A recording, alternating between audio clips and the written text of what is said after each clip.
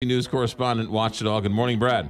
Hey, good morning. And I believe the quote was bleeping moron if you listen to the reporters there at NBC. So he denied it. Now, explain this, because he didn't deny it, but then his spokesman came out later and denied that he said it?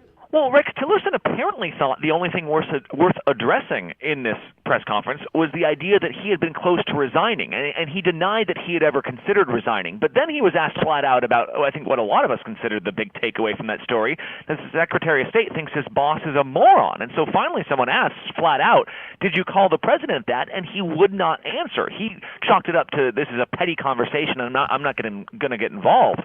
But to every reporter in the room, that struck everyone as why would you not deny that if you didn't say it? Now, an official at the State Department explained it away later, saying, well, he's just not a media guy. He didn't understand that that's the way it would be taken.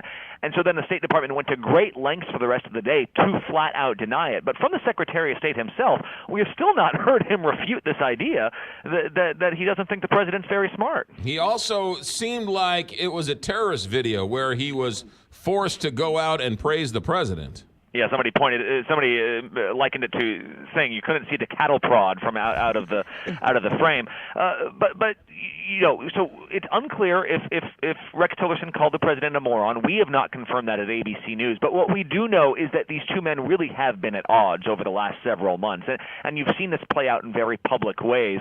Now, this could be kind of a good cop, bad cop routine that the president wants to set up with other countries so that they don't necessarily know what the boss is thinking back at the White House. But in terms of diplomacy, it's very unusual for somebody who goes over to say China with who's being asked, like, do you speak for the president? He says yes. These are the things we're willing to offer or negotiate on. And then 24 hours later, the president comes out on Twitter and says, you know, China has actually not been that helpful. We don't actually need China's help. Things of that nature. That has really undercut Rex Tillerson's job when he goes and represents us overseas, and that's why it's just difficult to see him doing this job for much longer if this is the way it's going to be. So also yesterday, the Intelligence Committee came out and said that Russia have plans to attack future elections. Did Rex Tillerson answer any or get any of those types of questions, or was it all about whether or not President Trump's a moron? No, it really was whether about his status, which I think it's fair to ask, is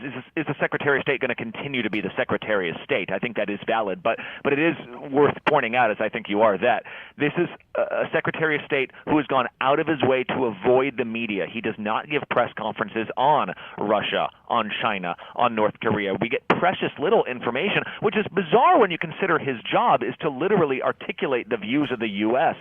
around the world. And so you very rarely get chances to ask him, and very few of those were asked yesterday by the time he decided to leave the stage. Yeah, and so he doesn't speak at all, but he does come out to reaffirm that he said the president's not a moron. Which makes you wonder then why he found that so important. Was that really up to him, or was that an audience of one? Could that have been the president saying, I don't care that you don't speak about North Korea and China publicly, but you do need to come out very publicly and say this? Alex Stone, ABC News. Brad Melke, ABC News correspondent. Brad, thanks for checking in. Hey, thank you.